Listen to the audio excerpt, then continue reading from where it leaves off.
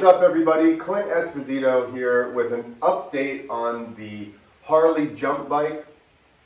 If you guys follow my social medias, then you probably saw that I got the opportunity to jump at the New Jersey State Fair Meadowlands. Clint Esposito!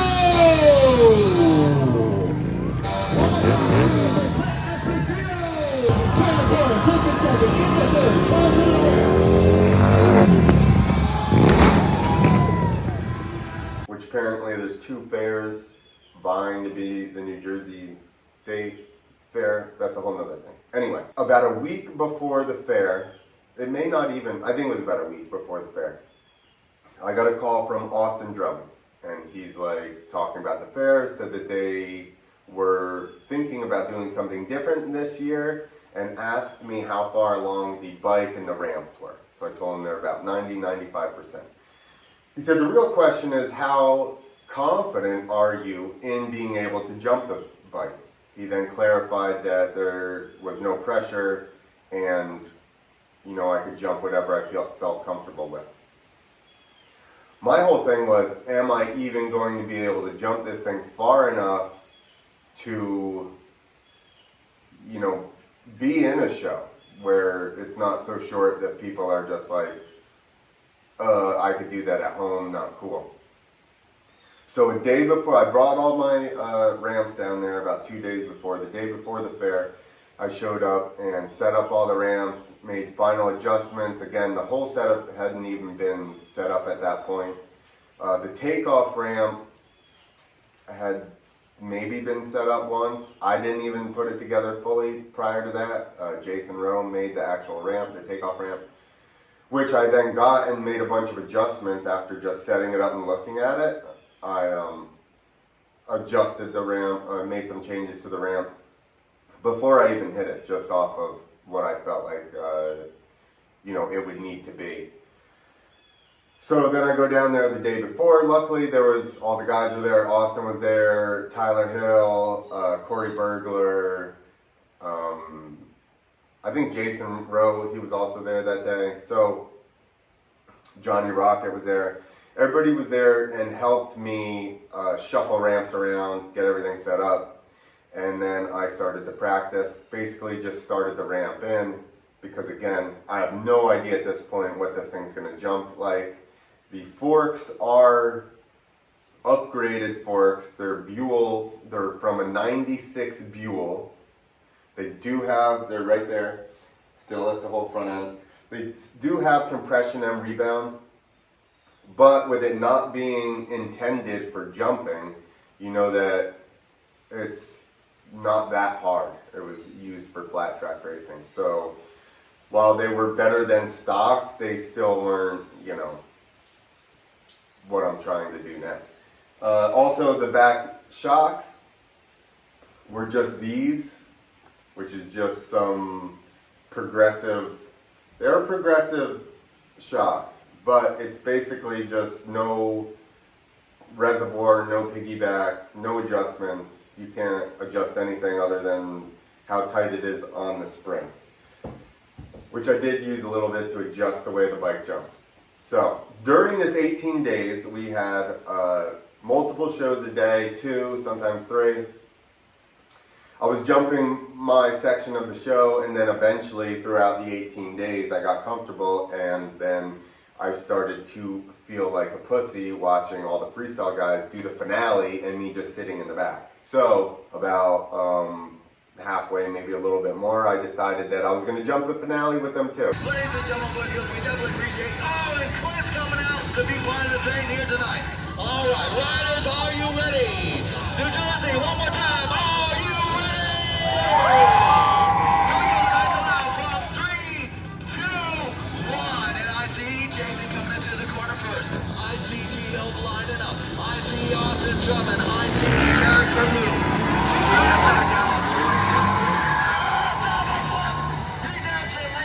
So I actually started getting 2 jumps in per show. During that time, during the 18 days, I did a lot of finagling with the ramp and with the bike itself to get it to fly different so that it kind of levels itself out a little more, and just messing with body positioning and techniques, things like that. During the fair, I ordered shocks. They did not, I actually ordered shocks before the fair started. They did not come in until about a week or two ago. We're now in September. So basically, beginning of September, I finally got my shocks. So then I could finally start to address the suspension totally. So once I got the shocks, that was the main component kind of. I figured out how much higher the shocks were going to be than what they were before. They're a little bit taller, but I kept it low so that it still looks like a street bike, so it doesn't look like, I'm not talking shit, Seth's Harley that he did the world record on, because that thing looked like dirt bike with a Harley motor on it more so than a street bike. I'm not talking shit. I don't want to go 190 feet on a Harley, I don't think. Anybody who's got the cash? No. You never know. If you got enough cash, we might make it happen. So I wanted to keep it low so it still looked like a street bike, as close as possible. Finally got my shocks. I figured out about where I want the front end to be, height-wise and everything. So then I actually just, okay, well, I'll back up one step before we get to the shocks. During the fair, I adjusted as much as I could with the clickers given on the suspension itself. During the fair though, we did move and change my foot pegs. So one of the days, luckily it took me about 6 hours to do this one day. I did it down. Most of the stuff has been done here in this garage with no insulation and very poor lighting. I actually have like a spotlight, or not like spotlight, but like actual lighting on right now. Otherwise it's very hard to see in here. I actually there's no electricity in here. I'm actually running an extension cord from the house down to the garage so I can work in the garage and film this. So one day during the fair, I took the bike to JPR Cycles in Lyndhurst, and Jeff helped me swap out the pegs. They had one stock peg and one random weird peg. And I swapped those out and actually mounted my YZ250 pegs and mounts right to the aluminum plates I made on this bike.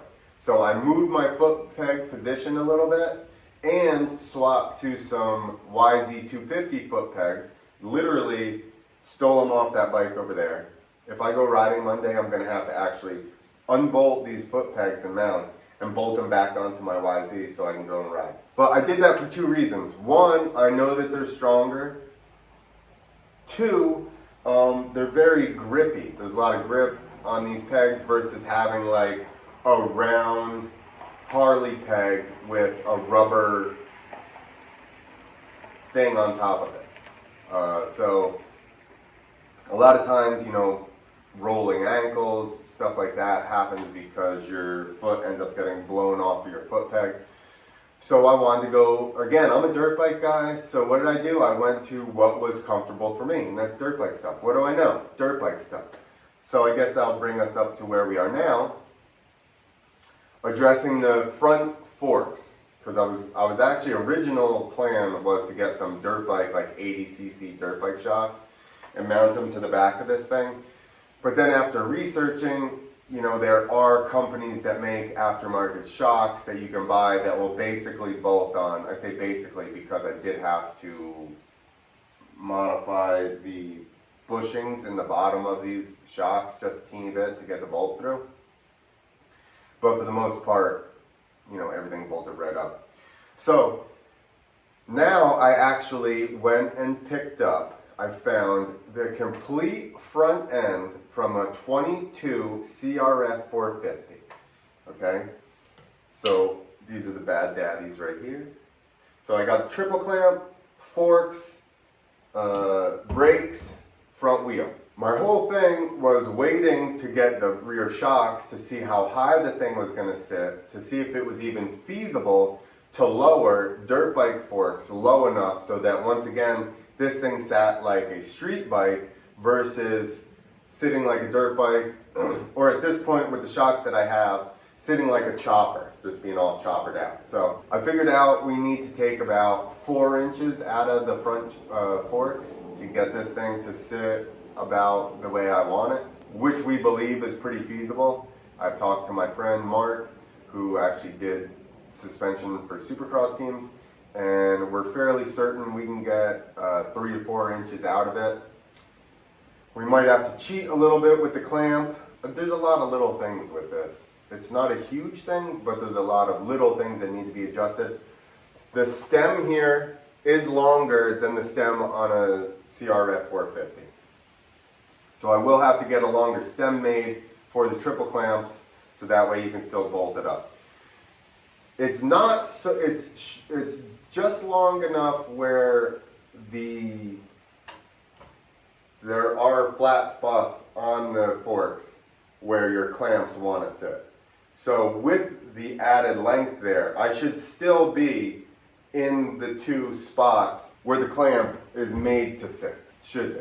Pretty sure we're going to be there. Okay, so one of the big things that we needed to address was the actual bearings for the stem.